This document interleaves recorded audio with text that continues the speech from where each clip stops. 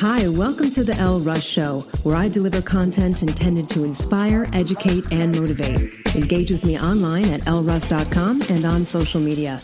Enjoy the show. Hey everyone, just a quick 1-minute announcement to let you know about my virtual courses and free masterclasses. I have courses and free masterclasses based on both of my books. I have the Ultimate Thyroid Course. This is your answer to solving any thyroid issue, whether it be Hashimoto's, radioactive iodine, thyroidectomy after thyroid cancer, or just general hypothyroidism. Reverse T3 issues as well. It's an incredible value at 17 modules and 29 hours of content with amazing guest expert tutorials. I also offer the Ultimate Confidence Course. That is 15 modules and 14 hours with also a few guest expert tutorials. An incredible value, and I have free masterclasses on both of those topics as well. Visit elleruss.com to learn more. My guest today is a powerhouse, Devon Moody-Graham. She's an MBA and international business strategist, international best-selling author, impact speaker, and serial entrepreneur. She is the Chief Solutions Officer of the CEOMom Empire, which focuses on women's business development. She hosts business conferences globally to provide women with the tools that they need to sustain and grow their businesses. You're going to love hearing about her journey. She's very inspiring, and I hope you enjoy the show. If you'd like to connect and learn more about Devon, you can visit devonmoody.graham.com, and that's DEVONMOODYGRAHAM.com, devonmoody.graham.com. Hey, Devon, welcome to the show. Hi, how are you? I'm so happy to talk to you about this. Smart women in business entrepreneurs. You've got CEOMom Empire. We're going to talk all about what you do, but let's start with your beginnings because I find it very interesting that you came from a family of entrepreneurs. And so I want to hear about that impact of growing up around them. And again, just very unusual. I'm assuming a lot of your friends growing up didn't have families of entrepreneurs, perhaps, and you might have been one of the sort of exceptions. Yes, so that's exactly it. I come from a family of entrepreneurs, my dad being a cobbler, a shoe repairman for over 60 years. And my grandmother was a cosmetologist, had a cosmetology school. My mother, a cosmetologist, and also a carpenter as well. And she worked in businesses like Mary Kay and Tupperware. So I kind of grew up around her being around other women and rooting each other on. So that until maybe 2 weeks ago, I didn't even realize that, hey, I had been around women rallying each other and supporting one another for quite some time. And that really played a big part in how I go about supporting women in business and people in business in general. But I'm always definitely rooting for women and moms because being a business owner by itself is difficult, and doing that while raising a family can definitely be a huge challenge. So I definitely did grow up being the only one in my friend circle of parents that was an entrepreneur, so that my life looked a lot different. My dad, he worked at that time as a young kid. He worked Monday through Saturday because Saturday was his catch-up day. Him being in a downtown St. Louis area, he used to be really busy. Of course, now I know he wishes for those days because the downtown areas in most big cities are not the same downtown, besides tourism. And so right now as businesses slowed down, due to the pandemic, due to more people working at home, it's definitely taking a shift. But all the things I saw growing up, I was writing checks and paying bills with my mom for the business when I was like 7 or 8, going to the post office. It seemed like I was always at the post office and the bank. My favorite place. At least I got suckers from the bank though. But I really know that there was very instrumental in, of course, me becoming a business owner and the work that I actually do, because I started off mostly working with like mom and pop micro enterprises and smaller community businesses that really needed help to get their foundation together so that they can actually grow and scale their businesses. So that's definitely been a personal part of my life and why I got into just business consulting in general. Were you encouraged growing up, like, hey, do your own thing, don't go work for someone else? Like, was that something that was imprinted upon you, or did you just by osmosis kind of see that might be the way for you as well? You know what is so funny, and that's crazy. Actually, you're the first person to ask me that question. I I actually was not encouraged to start my own business by my parents. I was encouraged to do whatever I wanted to do, and any activity, all kinds of things, anything I wanted to do, they let me join. But I also was the baby. I'm the baby of 10. So Oh my gosh. I pretty much got to do what I wanted to do, anything. But the biggest thing for them was for me to go to school, to get a college education. Both of my parents, so my dad, he took up his trade in high school. So he started his trade at age 15 and has been doing that now. He just turned 76 and actually got a proclamation from the city last year for 60 years, doing that in the city. And so he was big on education. He definitely could have gone to college, and because my dad, I think he's the smartest person in the world. He is the one who keeps me and all of my children and grandchildren and his grandchildren reading. He knows like the world. He just chose to stay in his craft. My mom, she had some college, and so it was very important to them that I got a college education. And so I actually was. It wasn't so much about what that end job was, but it was you're going to college after high school, wherever that is. You're going, yeah. Something you're going. That was really big. That's why I had that too. And my parents were also like, not only you're going, you're doing it in 4 years. We're not paying for 5-year plan. Not at all. Not at all. And I had a very interesting college journey because I ended my undergrad years with a degree and a baby. So that definitely made things a little difficult, but like I said, I have an amazing support system. So I went straight on to grad school after that, and then decided later that I wanted to work on starting a business. What did you go to grad school for? Business. So is that an MBA or a master's or something? Yeah, I got an MBA, and then I actually did a graduate certificate in marketing. And then my undergraduate degree is actually in consumer behavior and retail marketing, which I get to use every day because it really was the psychology behind, why we buy the things we buy. And so I get to use that with all of my clients and understanding and helping them to understand their customers. Did you feel, so I've known many people who have gotten an MBA from a variety of levels of schools, and all of them have sort of said the same thing. They're like, it's really, I didn't learn that much per se, but what I did was I got the degree that gives me more clout and street cred for better high paying jobs elsewhere. And I learned how to look at a balance sheet. Like that's literally so did you feel it was like really juicy and worth it? Or were you just like, was it more like a BA where you're like, it's you just go through it to do the thing, to get the thing? Not to say that BAs are useless. I have one, but you know what I mean? Listen, I will definitely have to agree with your friends. Okay, that's why I asked, because it's interesting. I don't think everyone needs to go get an MBA, but if you want it for certain reasons, it's legit valid. I wanted it so that I can say, so you see, like even with me listing my name to say that I have an MBA behind it, it just gives you some extra clout. So I wanted it for that reason. Yep. And then I met some great people during my program, and I definitely read a lot of balance sheets. But it was really more for me to add that credibility because I went straight out. I got my MBA right out of undergrad and already going in and being young.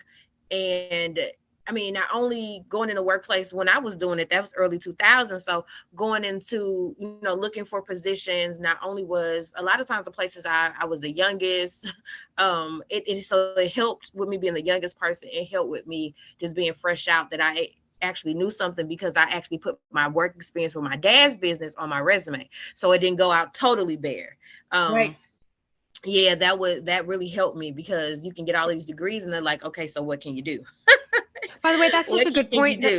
Well, and I used to be a recruiter many, many years ago. And so I've looked at a million resumes, and I would say that is an important point you made. If you have worked for a family business, even if you helped out at an age where like you weren't, but you were there and you were doing stuff, it's valid to put on your resume. Absolutely. Absolutely. That's the most valuable experience. So, okay. So tell us, how did CEOMom Empire begin? So, wow. So what is so crazy is that I started what was called CEOMom, which was really a support group for moms. I started that in 2016. And that was really supposed to be just a support group for women who wanted to advance in their careers and or business, and have just other women that they could speak to about parenting, and in a very safe space where it would be okay to say, I want to like throw my teenager out of the car sometimes. You know what I mean? Oh yeah. Like those real conversations, and people are like, oh my gosh, why would you say that? No, you definitely don't have a teenager. Every parent, if you haven't thought that. And if you had me as a teenager, you would have wanted to just murder me. My mother, to this day, I still apologize to her. To this day, I go, by the way, so sorry. She goes, oh, it was bad. I apologize to him. I apologize. It wasn't until I was getting ready to go to college that I turned into a total butt. Like, I was like, I'm about to go. I'm almost grown. You can't tell me what to do. Like, I had that kind of attitude. And as soon as I was gone, I was like, I'm calling on my minute phone, like, what are you doing? What are you guys doing? I miss you, when I just couldn't wait. And I didn't get so homesick that, of course, that I went back home, but I was just, I was a terror. And it was only one of me, my mom, a blended family, but I'm the youngest, and I'm also my mom's only biological daughter. But I have 3 biological daughters, and I raised a teenage daughter who's now an adult. And I was like, so God, you told me you're going to give this to me like 3 times because I acted that rough. Yeah. So it's so funny how the tables turn. Yeah, you got it back. So sorry. So sorry that you're doing this group, and you talked about how you were going to throw your teenager out. Yeah. So like having safe spaces and to speak about that, to talk about what you actually need in order to develop, getting speakers to come in, because a lot of times everyone wasn't going to take their children places that I took my children. I took my children to business meetings with me. They sat in the corner with their little pens and craft sets, and some, because I didn't let them now they have electronics. I mean, it is what it is now. So they were definitely occupied while I did what I did. I took strollers and car seats to meetings, and because I was going to get it done by any means necessary. But not everyone has that same, that same attitude or that same confidence or whatever you want to call it. And so what I said, hey, because people keep missing, these women keep missing events with great speakers and trainers and networking opportunities, let me create some networking opportunities for them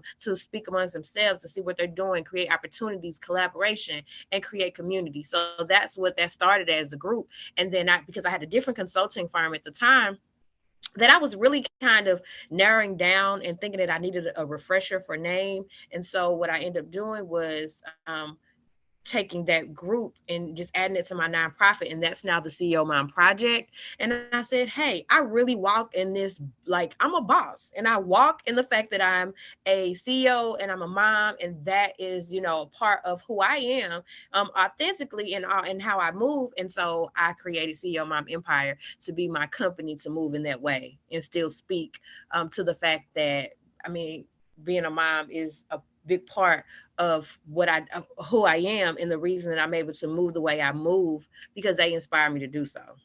I love it. And tell us in general, because we haven't really gotten to the crux of it yet. How do you describe what you do? Yes. So what I do is I help people create, get clarity and create the right relationships, create resources that people want from them, and also help them convert that into revenue. And so what I do a lot of is seeing what it is that they're doing. Mostly I work with both service and product-based businesses that are looking to grow. So it's like, okay, you're stuck at this point. Why? So I look at my partners. So I have partnerships with, whether they are people in PR and marketing, because I do some of those things. I do the strategy, but the other part isn't my thing. So I work with those people and get them in contact with the people to grow who they are, their online presence, as well as how they're showing up in front of their clients. Now, are you showing up as an expert in this? Are you actually out in the public or virtually doing things? So I help them with that as well. And I also look for opportunities for growth. I also bring in my partners to get them seen more as a thought leader. We look at how they're making money and how they can improve, whether it's by scaling back on products and concentrating on just a few, whether it is coming up with their signature thing and not trying to be, great at all things, but good at all things, but great at, just a few. And so that's what I really do, is give people that clarity around it. And more recently, I just started taking businesses internationally. So as a service-based business, it's easier to do that, of course, after you've built the trust and made the relationships. But product-based, I've started taking more women groups to have trade shows abroad. And I actually have one next week in Paris for beauty, fashion, and wellness brands. And I'm excited about that, because this will be the biggest one. And then the second time that I've done this for other business owners outside of myself. And I'm also taking college students so that they can learn about the influence of the African diaspora on economy, art, and culture in Paris. So that's things that are near and dear to me with that exposure to the international space. That's amazing. Let's talk about some of your client success stories. Give us some of these 180s, or people that came to you. They're like, hey, I'm here, I'm doing it, but I don't know what to do. And now I can't grow, or, these challenges. Great. Yes. So some things start with, okay, I have this product. So I work with a soap artisan who is now, she's had major media presence. She's also been put in stores on the East Coast, down South, because she was able to capture her market, stay true to her brand. And actually, when she started, when there was I don't know how many years ago, maybe it was about 3 years ago, when Dove had that debacle where they had the soap, they showed the transition of someone washing with Dove soap and the person changed from dark to light. I don't know if you remember that. But yeah, that's not, yeah. That, oh my God. Not a great marketing. And guess what? Her sales skyrocketed because of that snafu, because people were then looking for smaller brands for soap. And so she was able to stick out, and people were buying her $9 bars of soap because they were natural. They were made by a Black woman. She was talking about the snafu and how could they say that their soap washes away color,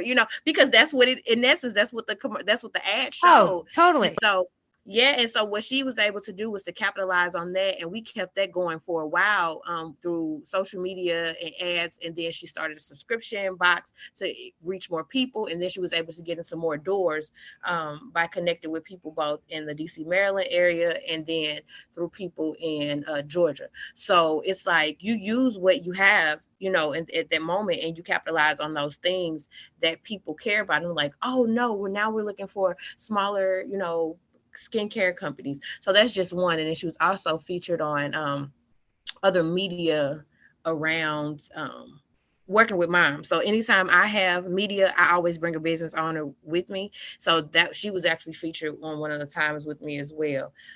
This time when I come back, when I have some newspaper interviews and things scheduled, I will be, those same women will be, because my goal is to bring exposure to them. So those same women will be featured in the article because those are the brands that I'm helping to expose. So I build these relationships so that I can actually expand and provide those platforms for other people.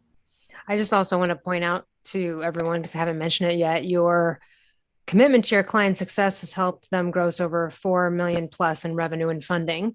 So you're a badass.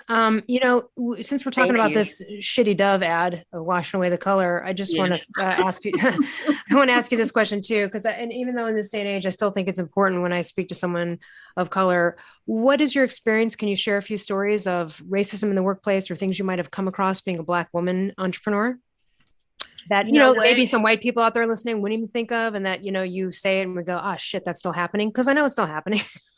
Yeah, it's definitely still happening. And what I would say, because when I was working very closely, especially in corporate, like I was usually the youngest, I was usually the only Black person in a lot of rooms I was in, and sometimes I was the only woman as well. So I would be there sitting like, okay, I'm the youngest, I'm the only woman, and I'm the only Black person. And it would literally be, it would feel like heavy sometimes. I can say that I have never totally been made to feel uncomfortable in those spaces. I have been questioned, asked questions, but I can hold my own. And so I can always answer the right questions. And one thing I always say in those spaces when I'm there is that I can answer for myself, and I can tell you what I would do or I would think in those situations, but make sure that, people, a lot of times they would try to say, well, I've literally had someone ask me, you know what, this was in college though. So what do you think? What do Black people have to say about this? It was in a literature class. And I literally looked at the TA, was like, I don't know what all Black people have to say, but I can tell Yeah, like you we're not a what I have to monolith. say. Yeah. I can tell you what I have to say. But I would literally just and I didn't take that position lightly, because I knew that I was put in great positions for a reason. And so it was really just about me holding my own and then making people aware of things. And I say the uncomfortable things. And Yes. so, like, sometimes I remember going in a meeting one time and I had earrings on that were shaped like the continent of Africa. And a lady said, she said, "Oh, your earrings are so pretty." She said, "What is that?" She said, "Is that Illinois?" I said, "No, I don't love Illinois that much. It's Africa." And so I took it off and I showed her, and she said, "Oh, those are beautiful." I was like, "Thank you." And I said, I just use each moment as a teachable moment, because sometimes people don't know. They literally just don't know. And then other times they're testing you. And then it's like, okay, well, I'll always pass the test because I'm my authentic self and my best self at all times. And so what I'll let you know is that I belong in this space just as much as you do. So anytime Love I it. have had those situations, they don't go very far, because I will definitely Shut it down. Yeah, you shut it yeah, down with a I comment shut it like that. down. That is such a simple thing to say. I love that you brought Yep. that up. Like, I belong in this room just as much as you. Don't even Yep. start, And that's whatever it it. is. Yep. Mm-hmm. Okay, sorry, I diverted. We were talking about some client Oh, no, success no, no, you're stories. fine. This is great. No, you're fine. You're fine. You're a total, total, total badass. I love it. Thanks. Well, I want to hear again. So we're getting into the client stories, success stories a little bit, and then I kind of wandered there. Yes. So just thinking about, so I was actually grocery store development. I had the chance to do a grocery store development in my hometown of East St. Louis, which was great. And that really took you through all the processes, and you learn how much red tape and how much politics plays a part in development.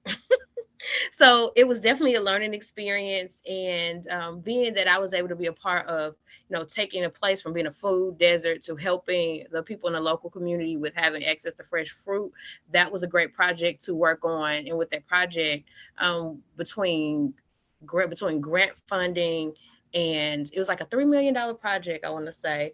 And so between finding grants for it, as well as loans and programs that will help support the people in that community, that was a huge win for me. Both so being socially responsible, so a great community win, but also a great business win.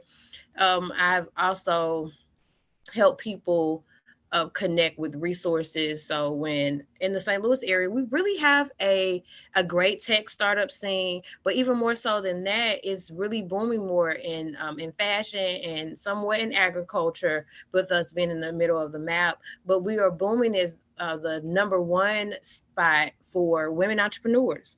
And there's a lot of growth around that, and having those conversations. I've been in the rooms creating spaces for women and moms, specifically in building that. So I do a lot of work with universities as well. And so I've helped university programs get national recognition for entrepreneurship programs right now.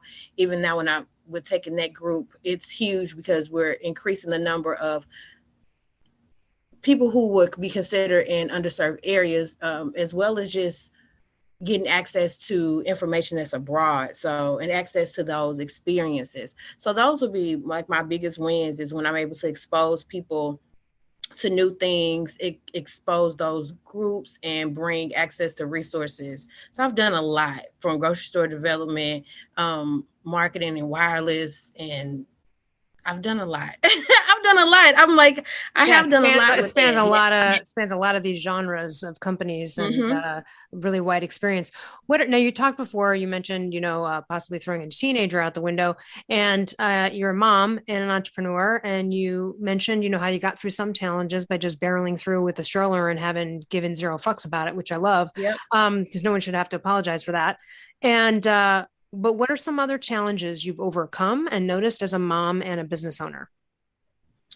Well, definitely, I would say the age part plays a difference. And I look I'm approaching 40, but a lot of times, and I'm definitely not complaining. You look at 22 years old. Like, thanks. So I'm like, thank you, Mom, for the good genes. Thank you. But as I approach 40, so if you can imagine, just imagine me 15 years ago, being in these spaces looking like a teenager, and I'm telling people to sell my beer. I'm telling people that you need to do this or you won't get this incentive, and they're looking at me like, huh? And I say it again in a stern voice. So it was really being in those spaces. I worked in the beer industry. Being in the beer industry, which is a very white male dominated industry. Oh, yeah. I got asked on dates so many times. It was like, can you sell my beer? And I'll think about it.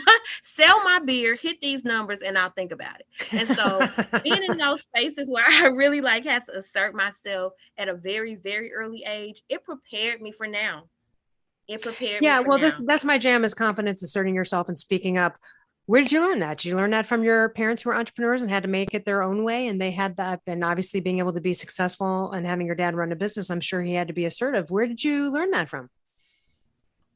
My mom and my dad. Mm-hmm. My dad is a very no nonsense person. He is super funny. He will say what he has to say, and that's it. He's not going to do a whole lot of back and forth. He said what he said, and that's it. And I get that part from him. With my mom, of course, being a little bit shorter than me, and I'm already short, she already had to have be more assertive because of her stature. And so she really just taught me to stand my ground. And my dad really taught me to do what I say that I was going to do, so that, you'll go far that way. When you do what you say you're going to do, you'll go far. And so I say I learned those things from both of them, and that's been able to help me sustain in these spaces, especially when I may be in a space where I'm faking it. At some point, somebody, if you get an opportunity, you're going to fake it till you make it. And then I'm going to do my research and figure it out, and I'm going to perform, and I'm going to excel and exceed all expectations.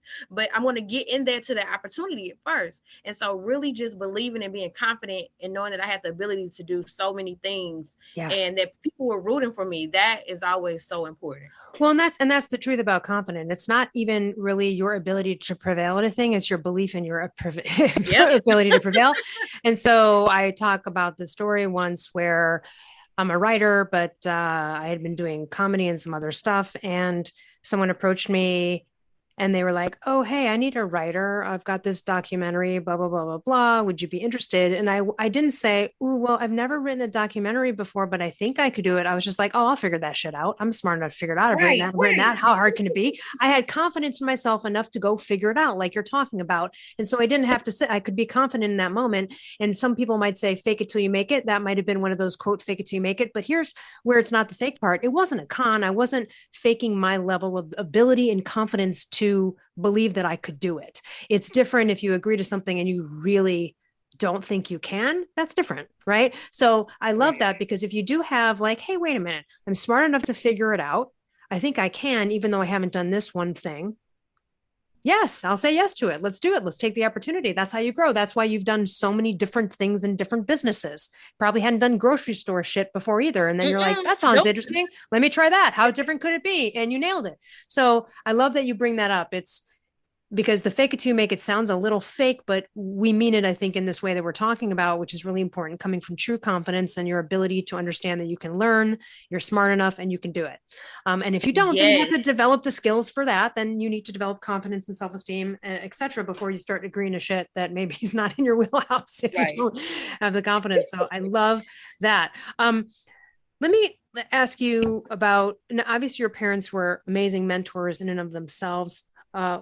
Who are some of your other mentors? What kind of impact have they had on your life? Like I've had two mentors in my life that absolutely stunning, amazing, couldn't have asked for more, trusted me, kept promoted me from within, kept bringing me up, kept being like, you could do that. You could do that. I just had two wonderful mentors that have made everything in my life. So I know how important it is. And what about you? Yes. So mentors are everything. And actually, one mentor that I had to get started in business, she was actually I met her at an alumni event. So I went to University of Illinois, Urbana-Champaign, but she had come in town. She was living in Atlanta at the time. And I met her, and she was doing creative consulting. She had worked with music. She worked for Coca-Cola, and, so much going on down there. And so she had worked with a lot of brands. So she gave me paperwork. She told me, get it in writing, gave me some. I remember I still use a version before I started everything digital, like with my payment merchant. When I was sending paper invoices, I still use the version of the invoice, the first invoice she sent me for probably 10 years. Probably about 10 years. And so she was so instrumental in that, because a lot of space that she was in, she was usually the only one. She could be the only woman, or she could be the only Black person in general. So she really taught to me about being confident. And right now she's killing it in a whole nother space. Now she's just amazing, because she's in the in geospatial and all that aviation space. Now that's just how this strategy and marketing can go, because when you're great at building a strategy, you can do that for any industry, so she was really very instrumental. Also, there was a lady that I still have yet to meet. I met her on this group called Micro Mentors. I don't even know if that still exists, but I met her probably about 15 years ago on there online, and she just really kind of gave me some resources and things to think about as I was becoming a consultant, because I didn't know anyone who was a consultant. All of my friends were working. They were not in any kind of business area at all. They were teachers, lawyers, in healthcare, and so nobody had anything to tell me, to help. And Google wasn't that great. I mean, it was okay still at the time. I remember Google Beta came out when I was an undergrad. So, I mean, Google was okay still at the time. And so it was really about me doing some research on how do I actually do this? How do I provide these services? And later, a mentor who was actually in the nonprofit space, but in grants, she always told me to make sure I can tell my story. And so make the importance of your narrative. And that stuck with me for a long time, because you can know that you're passionate about something, but if you can't really tell your story, your narrative, then you can't get over to people that you can actually get this done.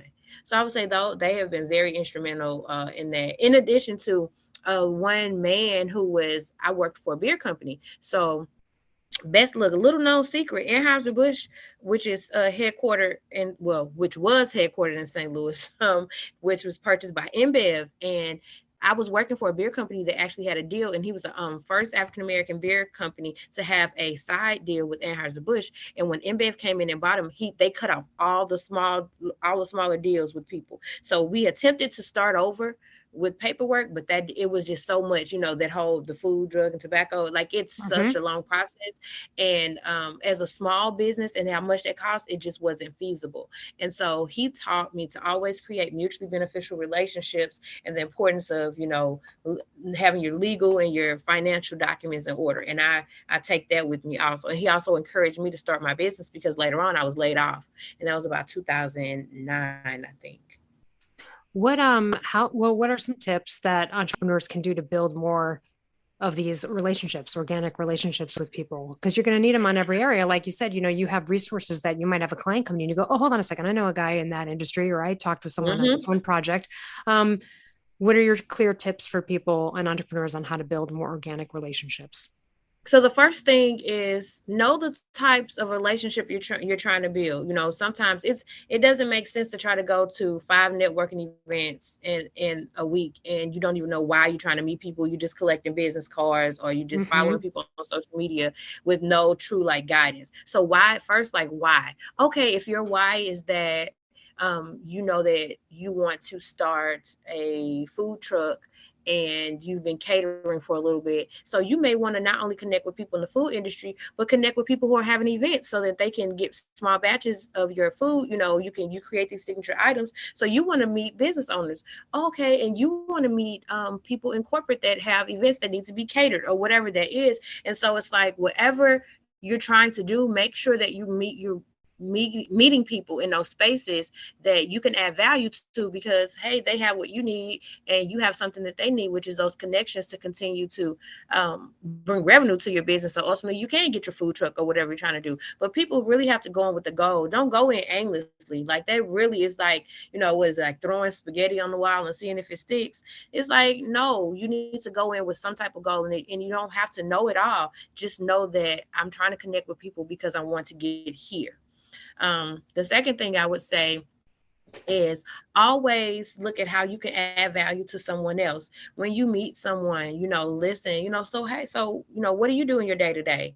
And when, as they tell you, and then maybe they mention something that's going on, and if it works, that or connects, or some kind of synergy is connected there, say, hey, oh, well, I know someone to do that. Pitch a resource. That's showing that you can add value, just like you said, like showing that you can help other people to do things. It's like, oh, they weren't only trying to connect themselves to do something or to get money. They are trying to help me, and they're also helping someone else. That says a lot about someone who would make a connection for someone, as soon as they meet, and they're helping helping someone else. Yes, and that's very helpful, because I'm sorry to interrupt you. I'm a super connector.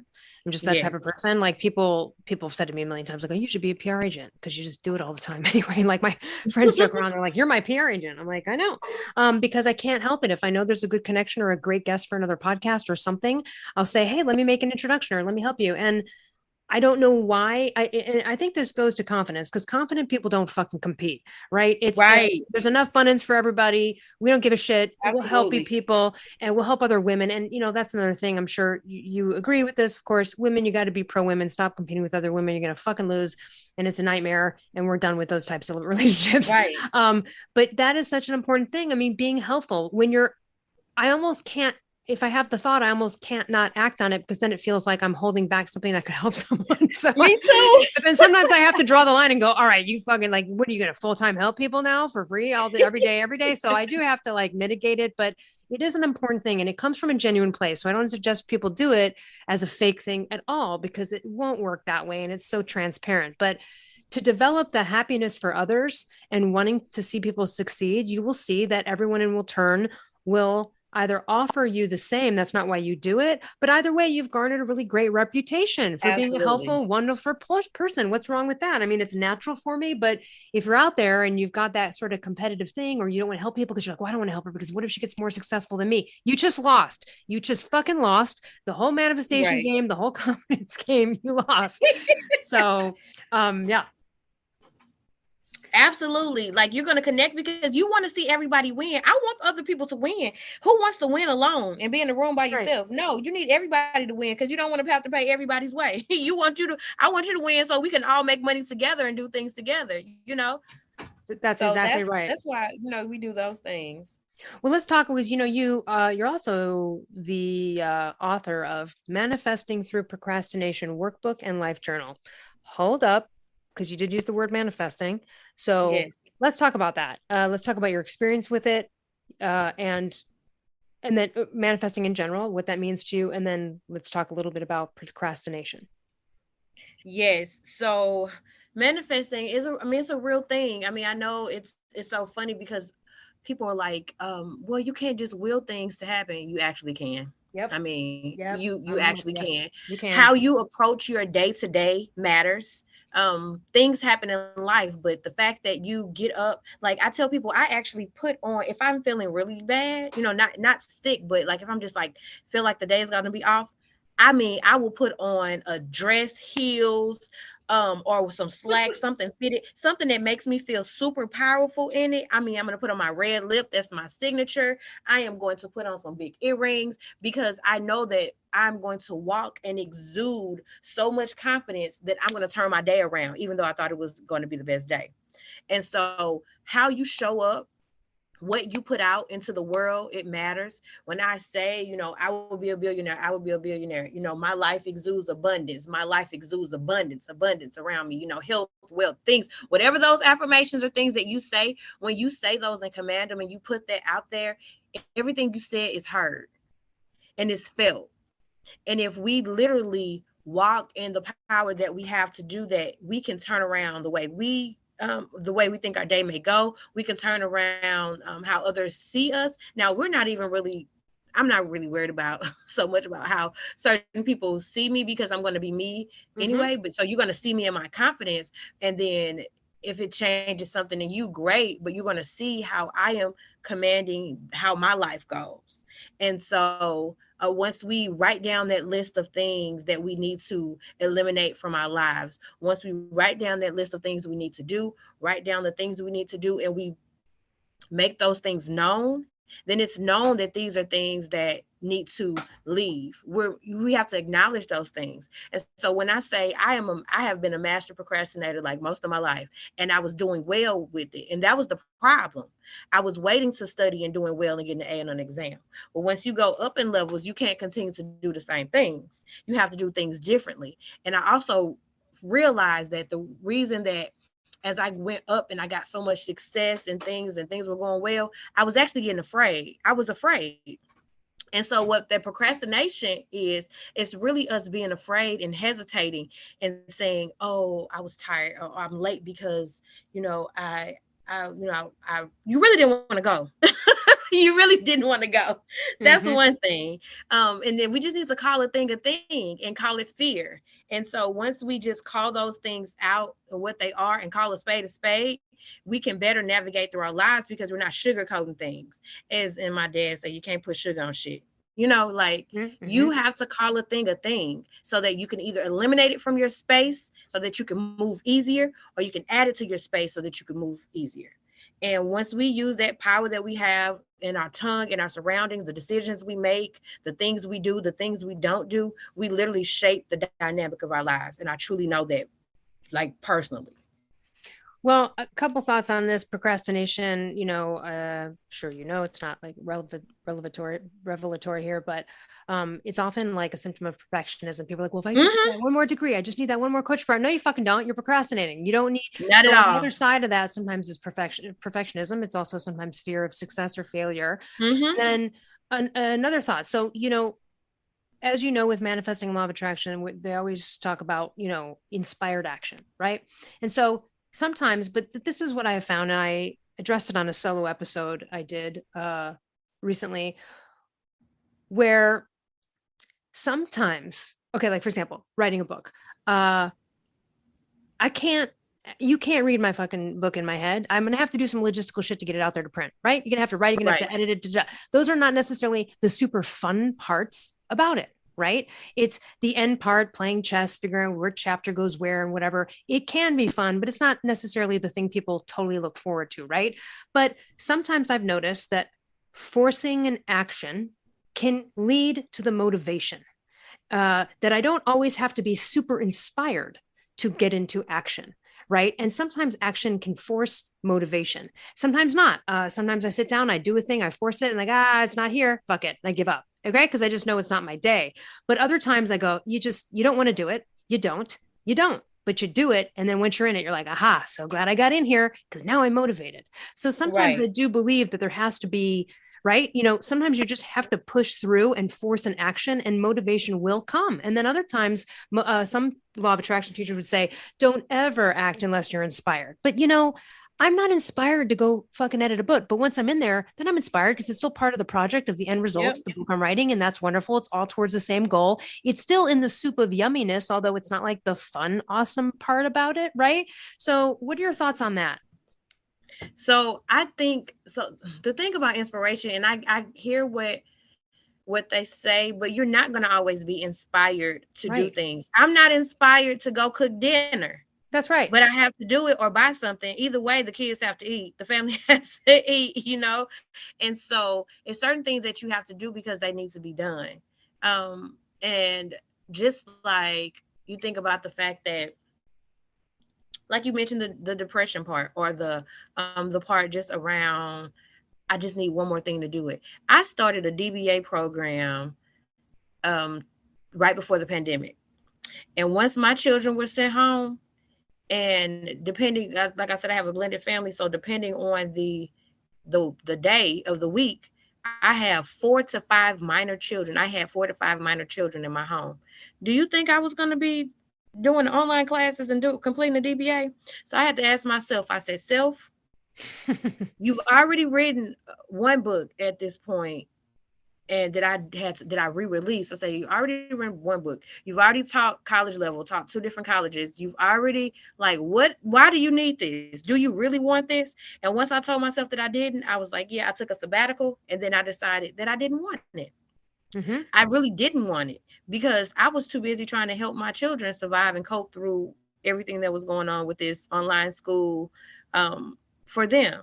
And so that made me realize it's nothing else external that I need, like from an institution. I literally have everything I need inside of me to move forward. And it got me out of my own way. I'm the only person that can stop me. That's right. The biggest opponent of ourselves is us, for sure. Mm-hmm. Yeah. Let's see what else. Oh, what you've been doing this a long time.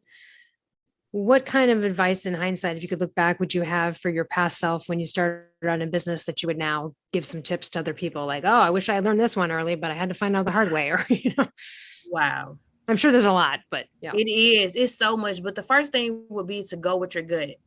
So often, as I say, well, hindsight is 20/20, but so often I would judge myself so hard and think that things had to be. I used to be a perfectionist. I graduated from that probably by the time I had baby number 3. So that still took me a while. So by the time I had baby number 3, I was like, yeah, perfection doesn't exist. It doesn't exist. And so I had to really tell myself that I was so hard on myself about certain things that I did, not realizing that people were not only that were doing less and adding less value, were making more money. It was really about me having that imposter syndrome. No matter what I did or what I actually accomplished, I was still thinking it was so much more that I needed to do. Mm-hmm. And so now I don't operate in that vein. Like anytime I feel like something creeping up on me, I'm like, nope, that's dumb. That's not true. Go away. And so it really doesn't creep up as much because like I'm the only person that can stop me from doing things. And I do them from a different place now. I do them from a place of fulfillment and not of a place of I have to do this so people externally will know that I've done it. That's awesome. Yeah, imposter syndrome. With my motivation. A lot of people are talking about imposter syndrome in recent years here. And what that is if people are listening don't really totally know, you can go because you feel like an imposter. It could also feel like you don't believe you belong in the room with the other people. Mm-hmm. You don't believe you belong in the space, or other people are more educated than you, or you don't know everything about the topic, and that's okay. But again, this is a self-talk game. I love what you just said about saying yourself like, hold on a second, that's not true. And just building yourself up, going, hold on, I got it. I'm smart. I can do this. Like, you're okay. Because these things will creep up, and you just got to shoot them down and move forward. And again, it takes confidence and self-esteem. And that's really on the other side of imposter syndrome. And once you have a good base of that, you don't usually get into these situations too much. No, and you have to have the right people around you as well. Like, that's so important. And then if you haven't found, your tribe, and people say, well, I don't have that great group. I don't know what that's like, because I actually do have a great group, both in business and personally. And so it's really about people finding that group of people who is going to tell you when you're messing up so you can correct it, and also rooting for you and helping you not to be as hard on yourself, when things aren't going the best. And that's important. So not to have yes people around you, and not to have no people around you, but having those people who are going to tell you the truth, no matter what it is. Well, this has been a lovely discussion to talk to such a confident, badass CEO entrepreneur. Thank you so much. Likewise. We'll put everything to connect with you in the show notes, but I'll tell everyone right now, it's devonmoody.graham, and that's DEVON, Moody, MOODYGRAHAM.com. And of course, we'll put everything that's Devon Moody-Graham on Instagram. And of course, we'll put all the other handles and stuff in the show notes. Is there anything you'd like to leave our audience with today before we wrap it up?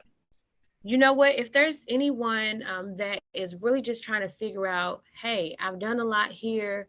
I do want to tap into what this world of 95% of the world's customers being outside of the United States. I want to find out what that looks like for my service-based business. I want to find out, how do I navigate this as a product-based business. I have a course that's coming out soon. So if they keep checking back there and on my social media, Instagram, LinkedIn, they would definitely see that exploring pathways to international business, how to take your business global in 90 days or less. So that course is launching, and then I'll be personally walking through just a handful of people, because that takes a lot.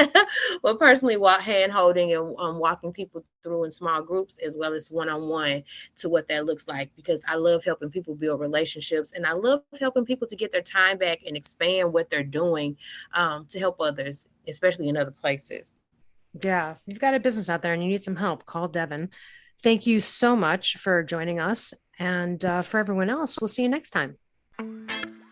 Hey listeners, over the years, a ton of companies have approached me to collaborate, but I will only promote companies whose products I believe in and that I actually use and consume on a regular basis. So let me tell you about some of my favorite companies that I can offer you discounts for. Rep Provisions, an amazing company doing incredible things for our planet, topsoil, and animals with regenerative agriculture, and it's my #1 source for quality pasture-raised meat and chicken. Visit repprovisions.com and use code L15 for 15% off. I'm also obsessed with a company called Carnivore Crisps. They make a lean, all-natural, and delicious alternative to conventional snacking, made with just real meat and real salt. Totally addictive, and my favorite ones are the beef brisket and the ribeye. Visit carnivorecrisps.com and use code PALEO10 for 10% off. I also love and regularly use Paleo Valley products. They make amazing supplements and delicious paleo products. I use the superfood greens powder, grass-fed beef sticks, the organ complex, and their bone broth bars. I love the lemon and apple. I also use their essential C complex and more. Visit paleovalley.com/promos/Elle Russ for 15% off. I also love Primal Kitchen. They make delicious paleo-approved, gluten-free, grain-free, soy-free, and no refined sugar products, and I use them daily, from their collagen powders and sauces and marinades to their avocado and olive oil. So good, so healthy. Visit primalkitchen.com and use code L10 for 10% off. I also love paleo powder and use it almost on everything I cook. They make incredible seasoning blends, and they also have these incredible grain-free coatings that feel just like crispy breadings that you would have had prior to knowing that there's another way. So visit paleopowder.com and use code L15 for 15% off.